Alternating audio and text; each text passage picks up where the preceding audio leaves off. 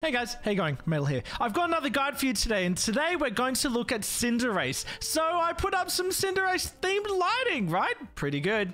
I thought it was pretty good anyway. Now, a lot of people consider Cinderace an S-tier attacker, and he has great attacking abilities and a lot of mobility as well to get around the map and keep himself safe. He's actually quite a squishy hero, so you got to make sure you keep him alive so you can dish out all that damage, get those kills, and score those goals. Now, in the latest patch update, Cinderace actually got a nerf. They nerfed quite a few of his abilities, and they actually reduced the damage he outputs from his basic attacks, but they did buff one of his abilities. Let's go through his moves, the items the pros are using so they can reach Master League, and I'm going to show you how you can be a better Cinderace player. Because even after all the nerfs, he's still an amazing character. He's got some great abilities and still puts out amazing amounts of damage. At the start of the game, you can choose from two moves, being Ember and Low Sweep. Now, Ember is the one you usually want to go for because it does damage and it burns the opposing Pokemon as well. If a Pokemon is burned, it has its movement speed slowed and takes damage over time. Low Sweep is a dash attack, which is good to get out of trouble, and it does a little bit of damage as well. Not as much as Ember, so that's why I think Ember is the pick, so you can do some damage on the opposing Pokemon or on the jungling Pokemon if you're taking the jungle. But a dash is always useful because you can use it offensively to chase down a character, especially when they're burned and they're slowed down and you're able to pick them off, or you can use it defensively, get out of trouble, get to your goals so you can heal up. Now, level 7 is where you have a very tough decision to make. Do you want to go Pyro Ball or do you want to go Blazekick? Both are amazing moves. To decide between these two moves, let's have a look at them closely. Blazekick, you jump and you kick off the enemy and giving them a mini stun at the same time. This does a critical attack and it burns the enemy. When you get to upgrade it, what it does is it increases your attack speed after you've used the attack for your next couple of auto attacks. The surety of the critical attack is amazing. You can put out a lot of damage in this, and the mini stun is useful in team fights as well. The mini stun is not so helpful when you're a bit out of range because you kick back to where you originally were, so you still have to chase up to them. But it is easier to chase them because they are burned. And Blazekick is not an AoE move, it's a single target ability. This is different compared to Pyro Ball, which is a long range AoE attack. When you do Pyro Ball, let's have a look at these Combies and Vespiquen here. One Pyro Ball, it hit 3 enemies. It hit 2 Combies and 1 Vespiquen. But you can see that all 3 of them have been affected by Cinder and all 3 of them have been burned. So Pyro Ball doesn't just do damage, it also affects each Pokemon as well. I do like that Pyro Ball is long range and allows you to keep out of the battle a little bit more. Cinderace is a very squishy hero and you want to stay at the back of these fights. If you're doing something like Blazekick, you're getting in the middle of the fight because while you can't get stunned during Blazekick, you can get damage and you're in the middle of the fight. Whereas Pyro Ball allows you to stay back a little bit. Also, note with the latest patch update, Blazekick was nerfed, but Pyro Ball was buffed a little bit. So while both these abilities are great, what I recommend is Pyro Ball because I prefer to play it safe. I like hanging out at the back of the battle, making sure that I don't die. If you're dead, you can't put out any damage. And because of the latest update, that might just tip the scales a little bit to get more people to choose Pyro Ball. But if you're someone that likes to play a bit more aggressive, then you might like to go Blazekick. At level 8, you can either get Flame Charge or Feint. What Flame Charge does is uses a dash, so it kind of like what I was talking about before, you can use that offensively or defensively, but any enemies that you hit, it does damage to them. When you upgrade the ability, any enemy that it hits, it lowers their movement speed as well. The other option is Feint, which I think is one of the best buffs in the game. It increases your movement speed and makes you completely invincible. No damage, no hindrances, nothing like that. If you time this really, really well, you can dodge a Unite attack from the enemy, dodge a SNORLAX stun, things like that without taking any damage. Pure invincibility is rare in this game, so it's awesome that Cinderace has this. Again, you can use it offensively or defensively. The movement speed allows you to get into a fight, and when you upgrade it, the next 3 attacks increase your HP. It's a bit of a lifesteal attack. This is awesome because you're allowed to use it offensively, whereas sometimes you want to use it defensively to avoid those attacks, get out the way, and run away from a battle. Now, if you're someone that chose Pyro Ball, when you upgrade it, what you're able to do is you're able to use your feints, get into a battle when you may not be full HP. Those next couple of attacks are going to heal you.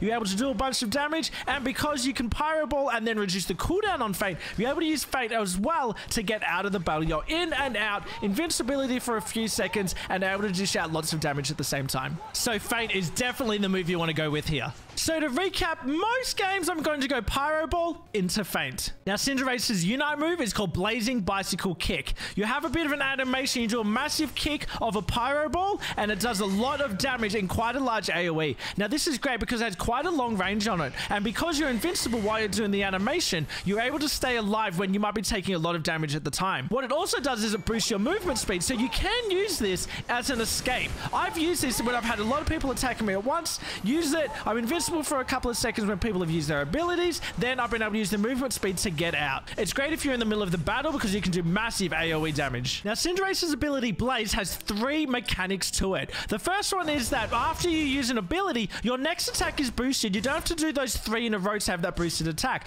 You're able to do the boosted attack, do an ability, boosted attack, ability, boosted attack. It makes it great to be able to chase down people and burst them down really quickly. The next part of Blaze is that if you're attacking a Pokemon, you'll see there's a little flame that appears over them. If you continually attack the same Pokemon, that Cinder explodes and does extra damage. So it's important that once you start attacking a character, you keep attacking that same character to build that Cinder bonus and increase that damage. If you're swapping between characters, you're not going to build that Cinder on it. And the third part of Blaze is that when Cinderace is less than half HP, its critical attack rate and its attack speed are boosted. Now, before we get onto the items, if you're finding this video helpful, make sure you subscribe to get plenty more Pokemon Unite guides. And don't forget to chuck a like on the video as well. All right, now let's have a look at the items. There's really only 2 options here. You can either do X attack or you can do eject button. X attack is awesome to put out that extra damage, but because Cinderace is so quickly, I really like eject button. It's no surprise there. I just love eject button in general. Eject button allows you to get in or out of battles really quickly while making sure that you're not dying. As I said earlier, it's really good for Cinderace to stay at the back of the battles, so you want to make sure you're not taking that damage, you're not being in the center of the fight. Eject button is really going to help you with your survivability. Now, Cinderace is a physical attacker, so we want to look at items that boost that. I really like to go Muscle Band, Scope Lens, and Float Stone. Muscle Band is awesome because while increasing the attack, it also increases the attack speed, which is really going to help you with that Cinder ability and get those burns and get those extra attack damage into the opponent. Scope Lens is awesome for putting out more damage with increased critical hits and the critical attack rate. If you're doing Blazekick, it's even more important because that instant crit that you're going to get is going to be increased by even more. If you don't go that route and you go Pyro Ball, this is still an awesome item for putting out lots of damage. And Float Stone is just an amazing combo between increased damage and movement speed, which is really going to help you when you're roaming around the map, picking off people and taking ganks. Okay, now let's look into how we want to play Scorbunny in the early game. Scorbunny is extremely squishy and its abilities don't really add anything to the fight when we're talking early game. So ideally, what you want to do is take the jungle. Sometimes that's not possible. You can't take the jungle because you have a Zeraora or someone else that is going to take it instead. But if you can, this is what you want to do. Take the jungle. Now, did you know, because it has an awesome range, what you can do is you can usually kite very, very easily, and you can attack the Ludicolo and Bofflin behind the rock without even getting in range to attack you. You can also outrange its charge ability or its water gun ability as well. So it's very, very easy to jungle without taking any damage. And this also allows you, once you get to a couple levels, to be able to interfere in the other lanes, do a quick gank, and you're most of the time going to be full HP already because you're not going to take any damage from those creeps. Now, when I'm talking about kiting, what I mean is attacking and moving at the same time. This is awesome as a ranged hero when you're versing a melee hero because you're able to attack, move, and you're going to be out of their range. If you combine this with a Cinder or the burn on Ember, it's really hard for that Pokemon that's a melee to be able to come after you because they're slowed down. You are actually faster by able to attack, move back,